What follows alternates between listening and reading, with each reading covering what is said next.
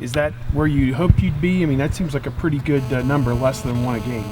Yeah, we've been doing a pretty good job, all five of us. I think we have a little bit of rhythm with each other now. We just got to keep improving that. You can never, rest on what you did last week. We got to keep improving. And going up against our D-line in practice every day helps that a lot because those guys are great pass rushers as well. So like I said, we just got to make sure we don't get complacent and keep working on those things so we can try to keep protecting. You referenced Oklahoma. It looked in that game like there were some communication issues because of the crowd. Are you doing anything different this time?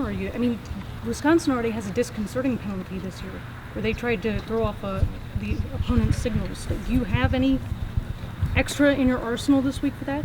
It's just nice having that Oklahoma game on our belt. We know what to expect now. That was the first time we had been on the road as a starter in the O-line. So we know what to expect now. We have crowd noise here that we use in practice, which is pretty loud as well. So we just having that game on our belt helps out a lot. I know, but presumably you had that crowd noise in practice before the Sooners game. So Yeah. what did you take from that experience that you can't get from blaring the speakers here?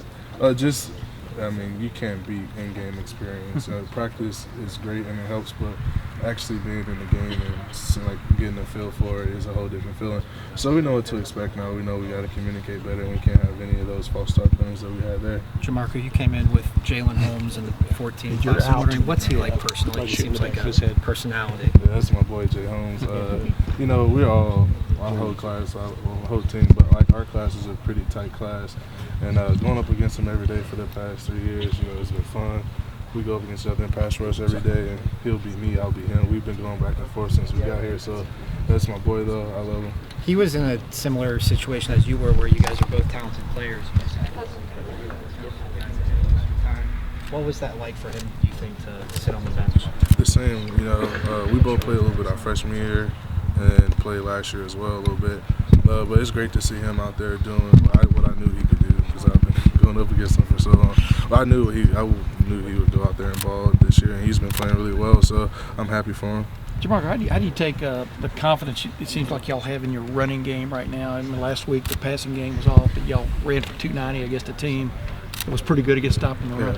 How do you take that and not think it's just going to be there automatically Saturday? Well, what's the attitude you guys have in that regard? You can never take it for granted. You got to always come in and keep working, and our coaches never let us get complacent ever.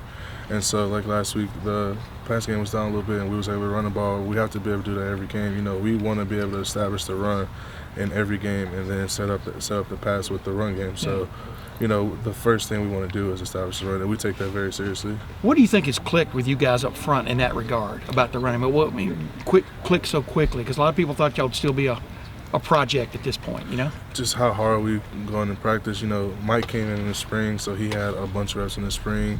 And like Isaiah had all that season, so it's not like we were all new guys. It was just new starters. But Mike coming in the spring has really helped his progress, and us being together as a unit all camp and those first couple of games, just getting it rolling, getting comfortable with each other, knowing how to communicate with each other and what to expect from each other. It helped out a lot, and we've gotten it going, but we got to make sure we keep improving. This is a good team we're going to play this week. You're almost a veteran now, but T.J. Watt may be around you sometimes on Saturday.